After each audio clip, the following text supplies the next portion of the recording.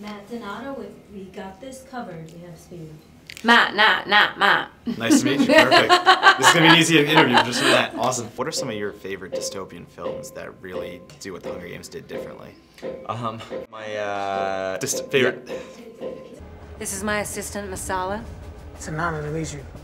And your cameraman over there, Castor. Hello. And Pollux. Let's get locked in.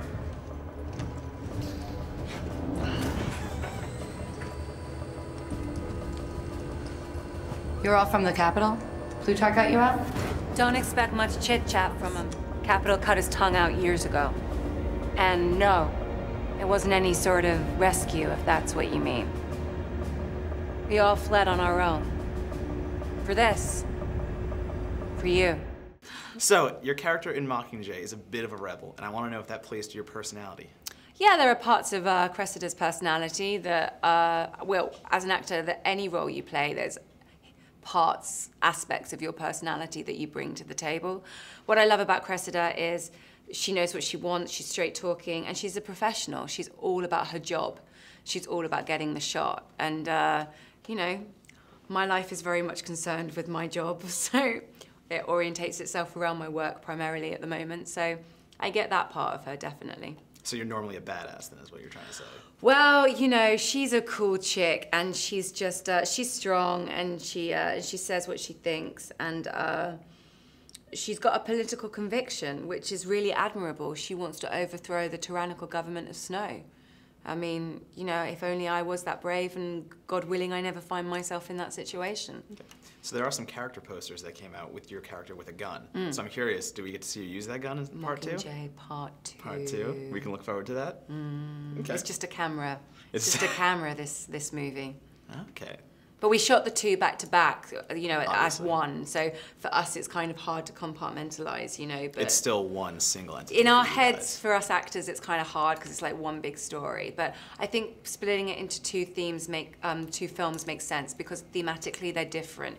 You need to give time to Jennifer Lawrence's character Katniss, like really, you know, coming out of her, you know, her post-traumatic stress of the arena and of introducing District 13 and President Coin and gearing up and really giving the war of the airwaves some time of the communication propaganda battle before we move on to the full-on physical battle again. When you split it up though as part 1 and part 2, is it hard for you as an actress kind of holding everything from part 2 back and going like, I really want to tell everybody about this, I'm really excited for this, but at the same time, you can't tell me anything right now. Well, I can't tell you anything about part 2, but for the reasons I just said, Right. It's nice to be able to give some real weight to talk about, as you said, the communications media battle, because that's very prevalent in today's society, you know? Yeah. And the young adult audience that, you know, the books were aimed at can very much identify with picking up your smartphone and shooting a video and having a message. I mean, that's very apt, so.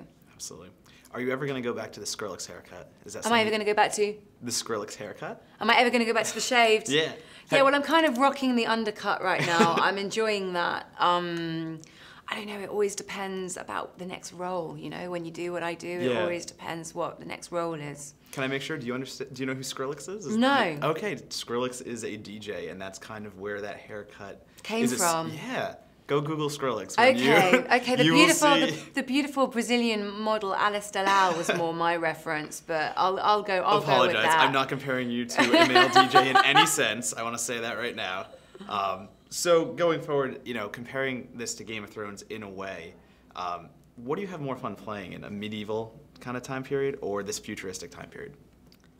I go where the good scripts are, and both of these projects have fantastic scripts. So I'll just go, whether I'm in jeans, a t-shirt, combat fatigues, like in this movie with a semi-automatic rifle, or Marjorie Terrell in silks, I'll just go where the good story and the good writing is. So your character in part 1 is very militaristic, but we don't see that many action sequences. Do you get to crack some skulls in part 2? I can't give that away. A little more action though. Can we expect you to go into battle? There's a little more action in part 2, for Boggs. Yeah. Do you get to use any of that Predators training you picked up back in the day? I can't quite say I spoil it, but Okay. but yeah, it's good. I really enjoyed the work we got to do throughout the film, but part two is terrific for me for a number of reasons. So your character is kind of like a bodyguard in a way to, you know, obviously Jennifer Lawrence. So when you look at that character, does that play to your personality at all? Are you protective in nature? Or? I am a little protective in nature. My wife would call me a helicopter husband, but I'm kidding. But no, I am protective in nature, and I think that's why the character spoke to me in a certain way, because I just think on the page I understood where he was coming from, and once he's really on board with protecting Katniss, I just felt like I got it. Like I knew what that was. I didn't have to necessarily be over-directed towards that. Like I got it. I understood it. Okay. So now the symbol of the Mockingjay, I understand completely why it works for the Hunger Games, but if you were ever leading an uprising, what animal would you pick as a symbol? What do you find as a fierce leader? Wow. Gosh, that's a great question. I really love. I'm more of a cat person because I'm a cat myself. Okay. In terms of like just I have to get comfortable first, and then after I'm comfortable, then I'm like I'm running this. But gosh, maybe a bird. I love eagles. I used to work in Vancouver quite a bit, and they have a lot of eagles out there. So I would love like going and watching the eagles. So yeah. So your leader would be an eagle. Yeah. Why not?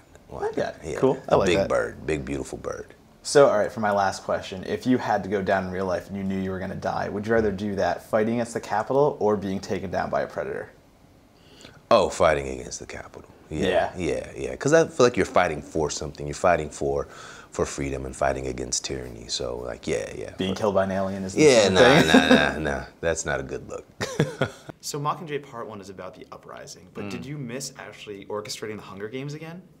No, actually, I mean, I have to say that I was really excited that this that the storyline really began to change. You know, one of the challenges of Catching Fire for me was that it followed a very similar structure in its story to the first movie, and it was really a challenge to make each of those beats that we sort of felt like we could have experienced in the first movie feel really different. This one was, you know, it's brand new territory. You know, we really start to get into the revolution. We're getting into a propaganda war. Katniss is accepting her responsibility, so it felt like a new world to me. That was really exciting. So as you mentioned, each film kind of evolves over time. So you've officially become like a full political thriller in this one. So where does Part 2 go, and how does that evolve even farther? Well, I think, you know, if this is the movie where Katniss really discovers what she means to the people and takes on the responsibility in her role in the revolution, the next one is the revolution. She's going to the Capitol. So we can expect a lot more action in the next one, I can assume. Yes. Did you miss some of the lavish party scenes as well? Because again, in this one, it was more about rubble and destruction, but you had a lot of fun making these party scenes in the last one. Yeah, no, not really. I mean, again, I was really excited by the new sort of storytelling possibilities, and also the new world creation, you know, getting to go to new districts, creating District 13, you know, all that kind of stuff is fun to me because it's new territory. So you have some special ops scenes in this one too. Did you do a lot of research or look on any, like, you know, criminal thrillers maybe to see what those were? No, not really. I mean, I think, you know, the closest sort of reference for us, there was a little, you know, I remember watching a little bit of Zero Dark 30 in terms of the sort of, you know, the special operations kind of going in, because they were also going in at night undercover, sort of as silently as possible. So we were taking, you know, some cues from those kinds of operations for the rescue. Did that represent some maybe technical challenges? Yeah, there's a lot of technical challenges. I mean, that's one of the more challenging sequences in the movie. I mean, the rescue itself is really technical because, you know, we've got hovercrafts and we've got, you know, nighttime blackout situations with flying. We're rappelling through big buildings, you know, all kinds of things like that. But you've also got Finnick giving a big speech. You've got a group of amazing actors, you know, watching the whole thing, and there's so many things happening all at once that are intercut together. It was a tricky sequence.